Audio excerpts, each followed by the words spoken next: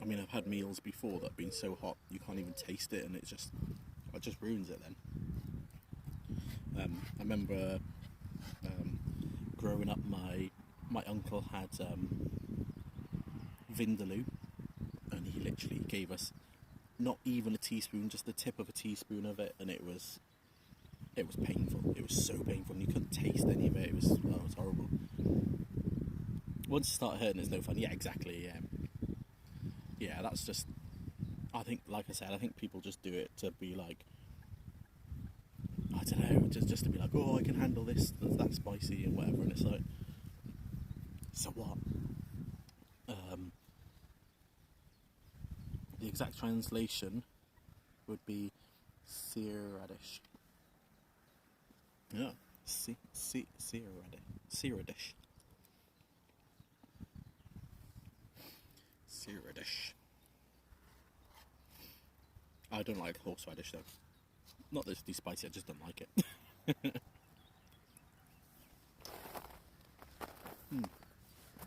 Ashley did an amazing stir fry yesterday though, that was good.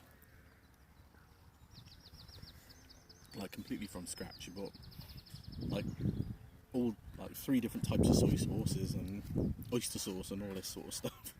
But yeah, it was good. Yeah, it's a very different taste that, I don't know, it's not something that everyone's gonna like. It's an acquired taste.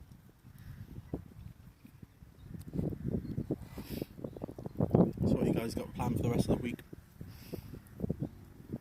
Do you both work Monday to Friday?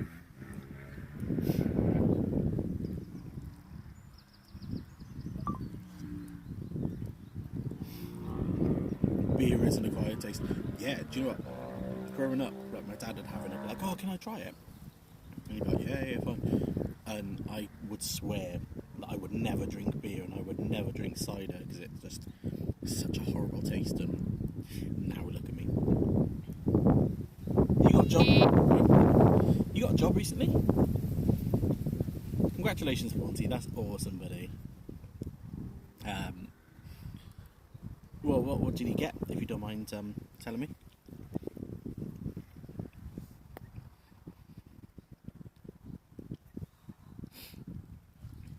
No, that's awesome though, buddy.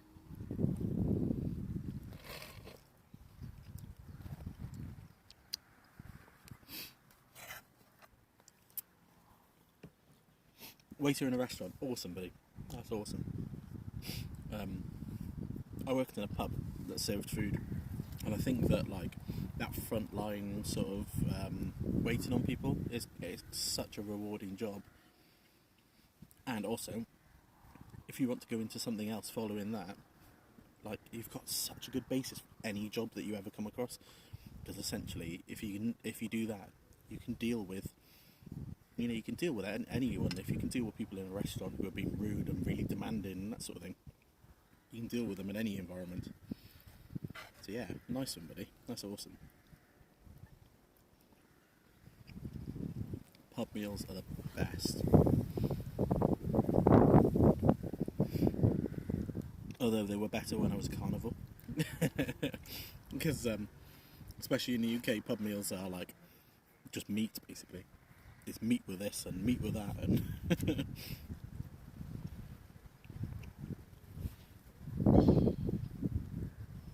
I cannot do it with spit in food. That would be a quick way to lose your job. But yeah, it can be really challenging. You deal with drunk people on the train, yeah. I mean, I worked in a pub, and yeah. Obviously, we always had drunk people, so.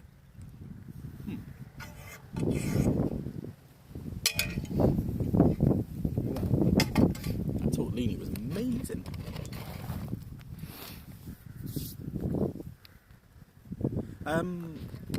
Paunty, am I right in thinking you're in uni? Are you in university? Is that you? You want to visit an English pub? Yes, I mean, it's definitely an experience.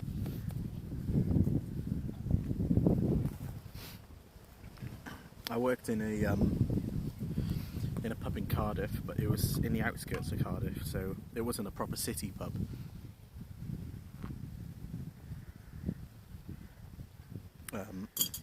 It was closer to like a village pub sort of thing. So we had our locals, like our regulars that would come in, and you get to know them, and that was quite nice. Like, you know, they come in, you always knew what they wanted, and they knew you. And yeah, Cardiff is in Wales. Yeah, Cardiff's the capital city of Wales. Yeah,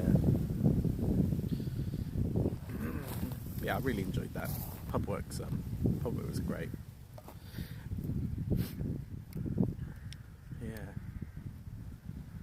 Yeah, congrats on the job though, Paunty. That's awesome. Have you literally just found out then, Paunty? Did you?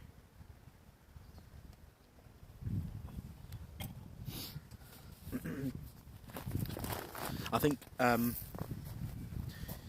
if and when you come to the UK, you need to go to like a traditional English pub.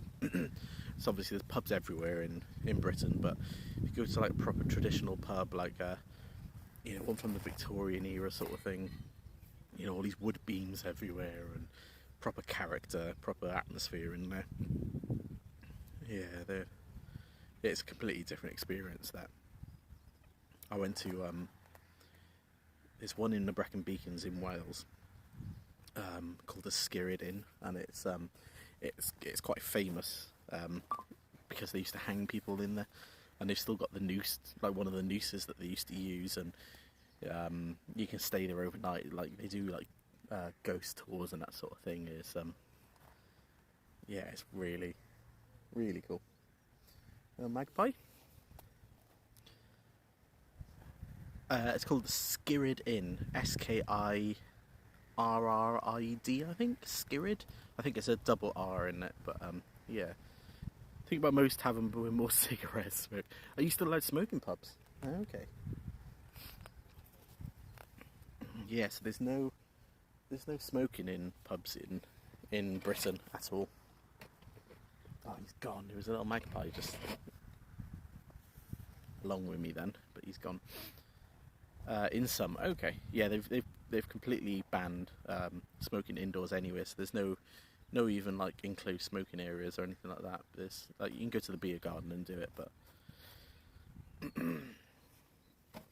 yeah, do you know what? It's always a big shock actually. Like we went to Spain a few years ago, and obviously with it being Europe, you just sort of assume it's the same, and yeah, and every restaurant was covered. There was like smoke everywhere and whatever, and it's once you've been away from that for so long, it's such a weird thing to go back into. But yeah, we don't realise how lucky we are not to have that cigarette smoke. Actually, I used to help out in a miners, what do they call it? Like miners institute, and that was back when you were allowed to smoke, and your eyes would be streaming, like you'd get all the smoke in your eyes, and here pubs can decide if smoking is out. Okay, that's cool. But at least you know then, like if somewhere you can smoke, can't smoke, and you can go to like smoke-free pubs, I guess.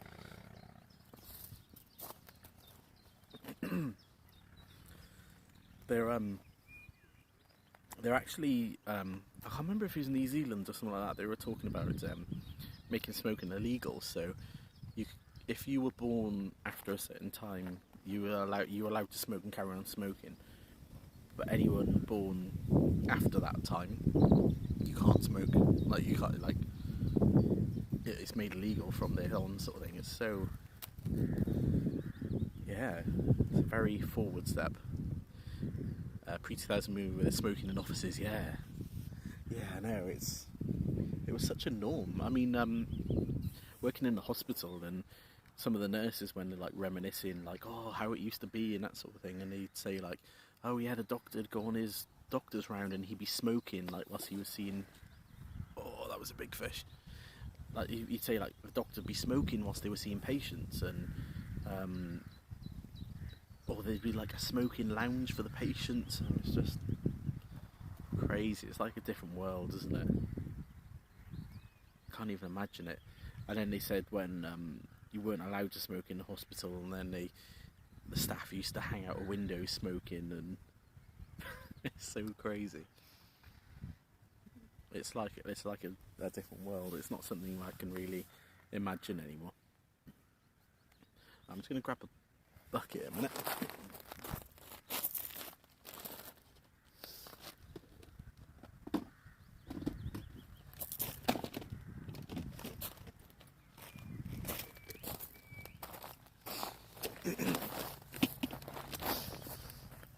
Damn, yeah, I know.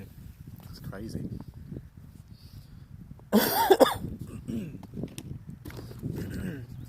Poop bucket? No. So, that fish, I had to reel it in. If you guys remember, I have his bags made up. So, the one I brought in, I've left in some powder to soak the water up, and I'm going to sort that in a minute. There are toilets around. However, I do have a poop bucket because not all places do. So I've got a bucket that's actually made for it. And it's got a seat and everything on it, but you basically put bags in it and you tie up the bag and dispose of it in the bin. But it's glamorous. It's a glamorous life, this fishing and camping business. It's nature. I mean, I've been camping before where you dig a hole. Oh yeah, if you're gonna if it's just a wee, then yeah, you water the trees, yeah, like Paunty said. But if it's a 2, yeah, it's a different story. Yeah, yeah, if it's a 2, there's either the toilets behind me, but the problem with that is you're not allowed to leave your rods unattended, so you'd have to reel them all in. So I do have a bucket, a poop bucket. So I've got options. I'm talking about these bags that dissolve in water. I've got a bucket which has got a see-through side on it. Do you guys want to see how these things work and why this is always my go-to method for fishing? Is that something that interests you guys?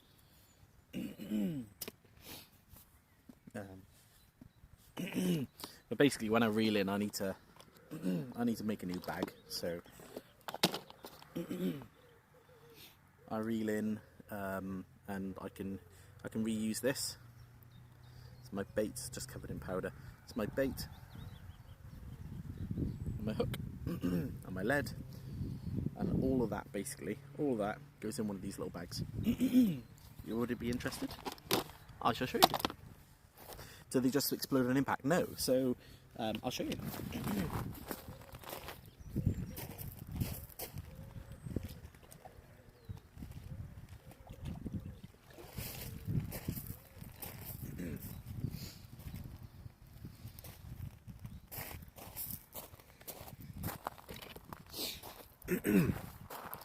So basically, PVA is water soluble.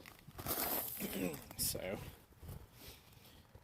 what that means is basically over time it will break down in water and just disappear completely. So we put all our bait in there, we cast it out, and that makes sure that it all goes out in one, like Tide Pods for fish, yeah. So Tide Pods and that sort of thing, they're made with PVA as well. The coating on that, if you just put it under a tap, it would just disappear. But yeah, so let's move the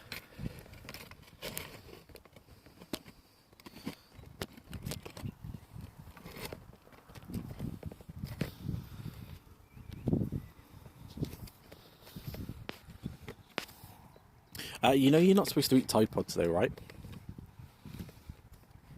Apparently they're bad for you. Who'd have guessed it, right? They just look so tasty.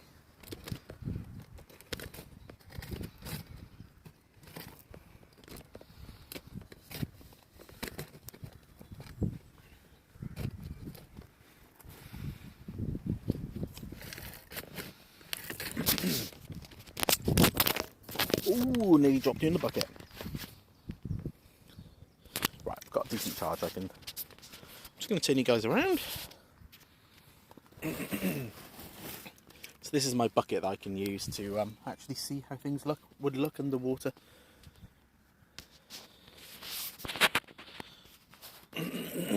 So, there you go. Right, I'll wait till you guys are ready. You ready?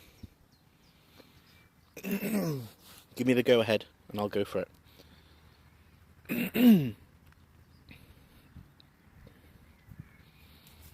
Yeah, cool. Right, so goes in the water.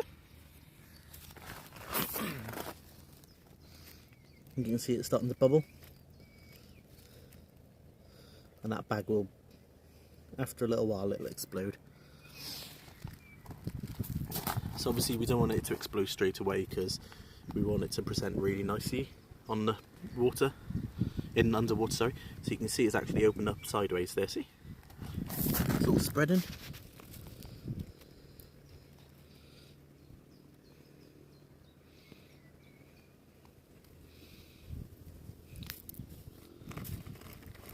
You can see some of the stuff floating to the surface as well. So this is a product that I use called goo, and it creates this green slimy sort of stuff in the water surface, which is just full of like attractants. But basically, amongst all of that, particles on the bottom there, is my rig. So the fish goes in thinking, oh, it's just a little bit of food. They eat all that up, and my bait and my hook is in the middle of it somewhere. And that is what I've caught all my fish today on.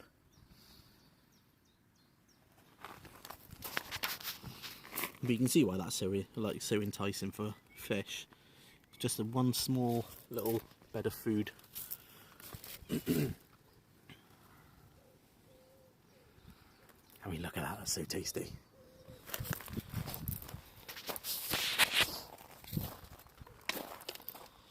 Tell me you wouldn't eat that if you were a fish.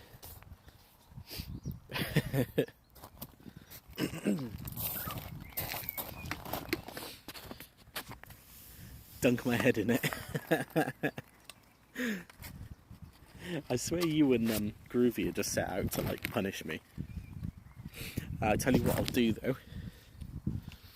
If I catch a £30 fish, so there are fish, pardon me, there are fish in here that are over £30. If I get a fish that is £30 or more, I'll go swimming. I will lie down in that water.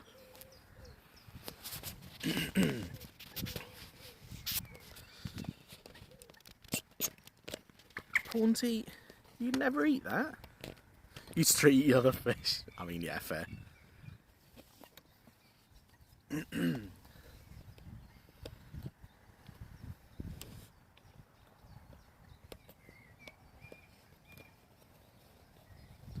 Sorry guys, stop. There we go. But yeah, so that's basically my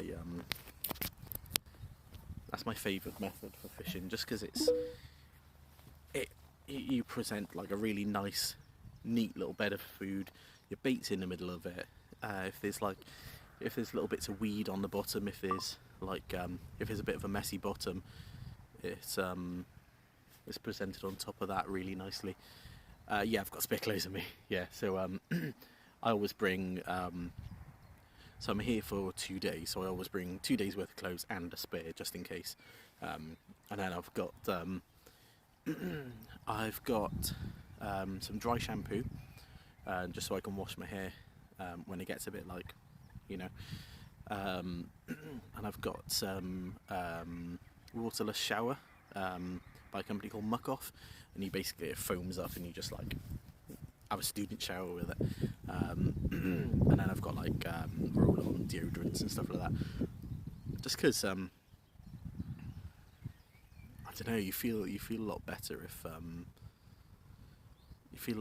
you feel fresh, right? Like I always do anyway. them fish get high. Actually, funny you say it, because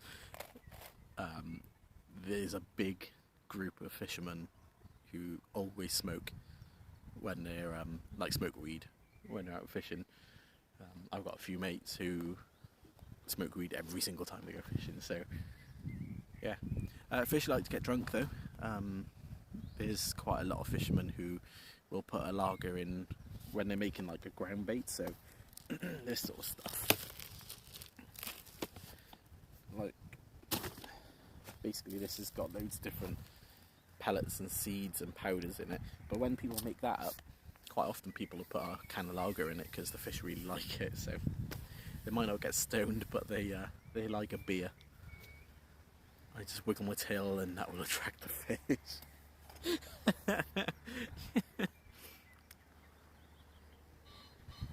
I mean, you go for it, mate. Make sure you don't do it when there's a pike around, because you won't have a tail left to wiggle.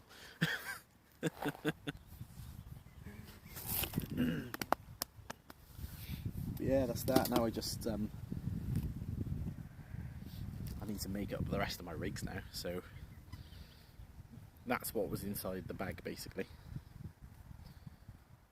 So it's a wafter, because it wafts on the bottom, it doesn't sink, it doesn't float, it's counterbalanced by the hook, so it wafts above it, and then the lead